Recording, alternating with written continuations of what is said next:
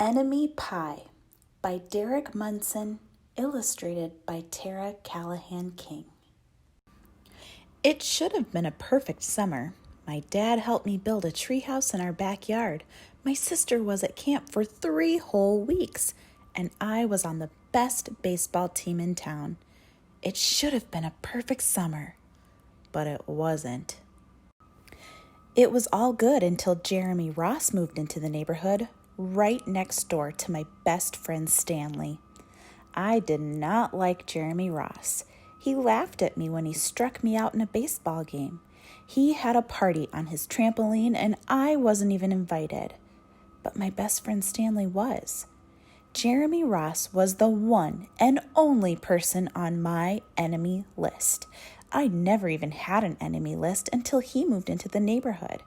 But as soon as he came along, I needed one. I hung it up in my treehouse where Jeremy Ross was not allowed to go.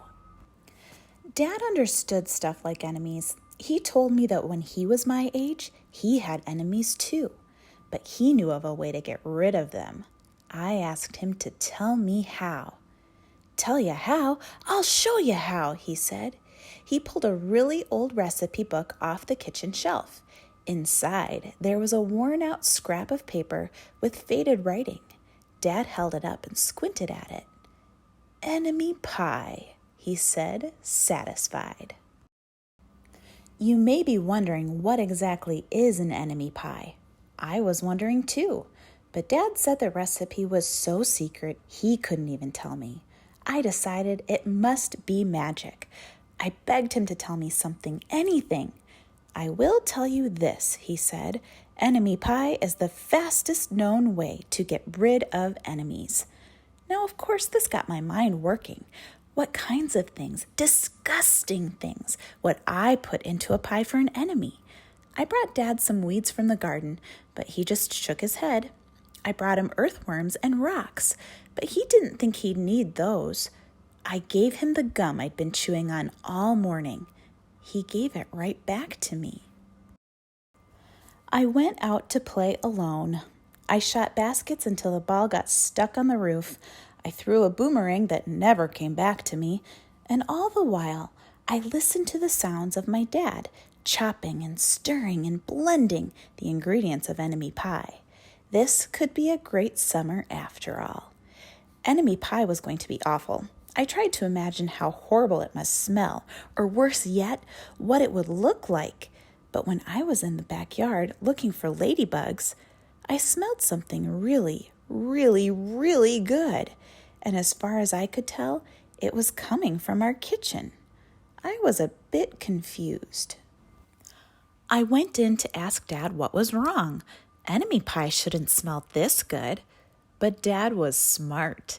"If enemy pie smelled bad, your enemy would never eat it," he said. I could tell he'd made enemy pie before.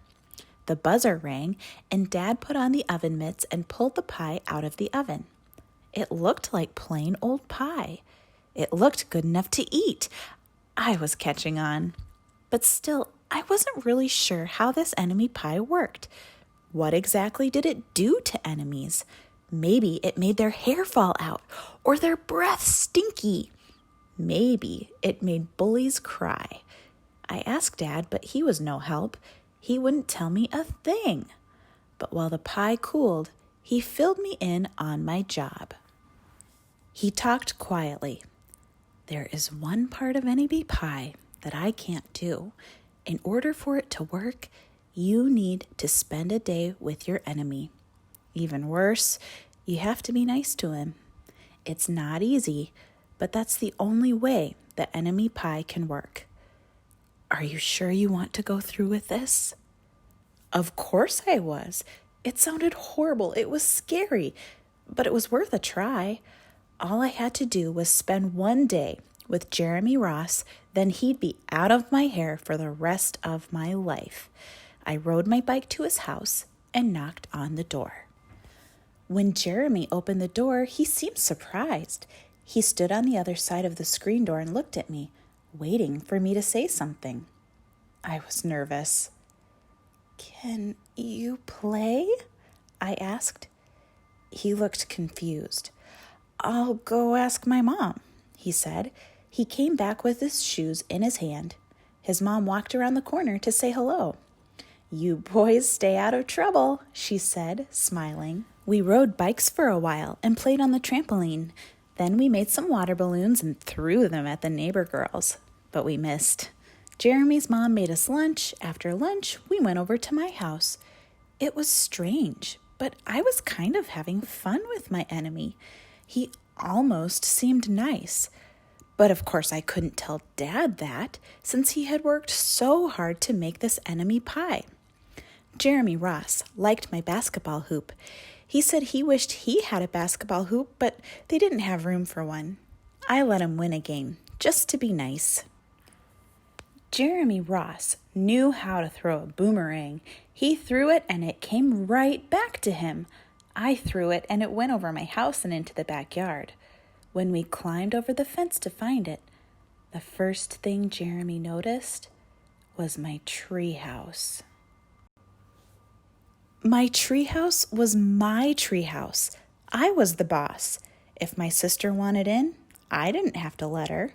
If my dad wanted in, I didn't have to let him. And if Jeremy wanted in, "Can we go in it?" he asked. I knew he was going to ask me that, but he was the top person, the only person on my enemy list, and enemies aren't allowed in my treehouse. But he did teach me how to throw a boomerang, and he did have me over for lunch, and he did let me play on his trampoline. He wasn't being a very good enemy. "Okay," I said, "but hold on." I climbed up ahead of him and tore the enemy list off the wall. I had a checkerboard and some cards in the treehouse, and we played games until my dad called us down for dinner. We pretended we didn't hear him, and when he came out to get us, we tried to hide from him, but somehow he found us. Dad made us macaroni and cheese for dinner, my favorite. It was Jeremy's favorite too. Maybe Jeremy Ross wasn't so bad after all. I was beginning to think that maybe we should just forget about enemy pie. But sure enough, after dinner, Dad brought out the pie. I watched as he cut the pie into 8 thick slices. "Dad," I said, "it sure is nice having a new friend in the neighborhood." I was trying to get his attention and trying to tell him that Jeremy Ross was no longer my enemy. But Dad only smiled and nodded. I think he thought I was just pretending. Dad dished up 3 plates side by side with big pieces of pie and giant scoops of ice cream. He passed one to me and one to Jeremy. "Wow," Jeremy said, looking at the pie. "My dad never makes pies like this." It was at this point that I panicked. I didn't want Jeremy to eat enemy pie.